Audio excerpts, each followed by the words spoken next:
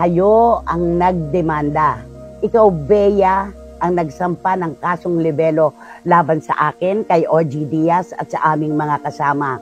Ano ang ating sinasabi? We will see you in court.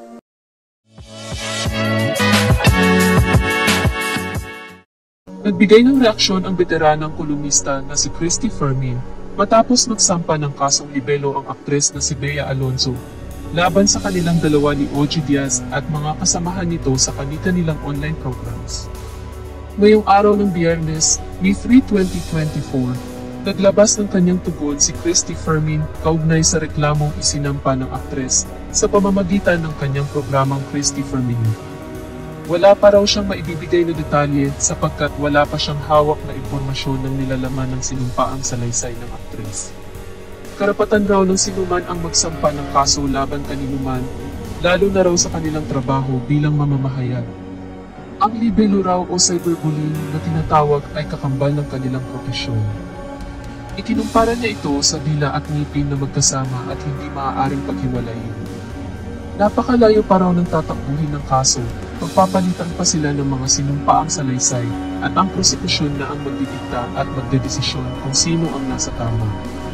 Hindi lamang raw nila matatanggap ni OG Diaz ang sinabi ng kampo ng aktres na ang kanilang vlogs ay ginawa para lamang magkaroon ng mataas na views at pagkakitaan si Bea. Ang kanila raw mga programa ay dinisenyo hindi lamang raw para kay Bea Alonzo, kundi para ibalita ang lahat ng kwento, positibo man o hindi, tungkol sa mga personalidad na tinatawag na public figures. At sila bilang mga mahayag ay ang nagtatawid ng mga balita tungkol sa kanila. Saksi rin daw ang mga netizens sa mahabang panahon na siya raw ang unang-unang armas ng pagtatanggol kay Bea. Napatanong rin ang kolumnista na sa dinami-rami ng magagandang nasabi at nagawa niya ay sa isa lamang bagay na hindi nagustuhan ng panlasa ay kaagad na nakalimutan at nabasura ang mga magaganda niyang ginawa. Binanggit din niya ang pagkilala sa salitang maraming salamat.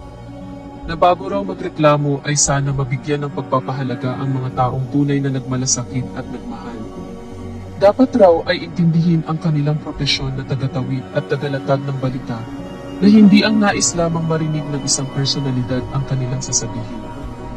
Bilang public figure ay sentro sila ng atensyon ng mga tao na bawat galaw nila ay nakikita ng mga ito. Kaya raw ay huwag maging balat sibuyas. Ngunit karapatan naman raw ni Bea na magsampa ng kaso laban sa kanila at hindi nila ito hinaharangan. Matapang na pahayag ni Christy Fermin na hindi ito magiging dahilan para busalan ang kanilang bibig, opinyon at ang kanilang malayang pamamahayag. Kapag gumawa raw ng maganda ang aktres ay papalakpakan nila ito, ngunit kapag siya ay nagkamali at sablay ang ginagawa sa mata ng publiko ay tatapikin nila ang aktres at papaalalahanan. Pagtatapos na pahayag ni Christy Fermin at sabi nga, kayo ang nagdemanda, ikaw Bea ang nagsampa ng kasong libelo laban sa akin, kay OG Diaz at sa aming mga kasama. Ano ang ating sinasabi? We will see you in court.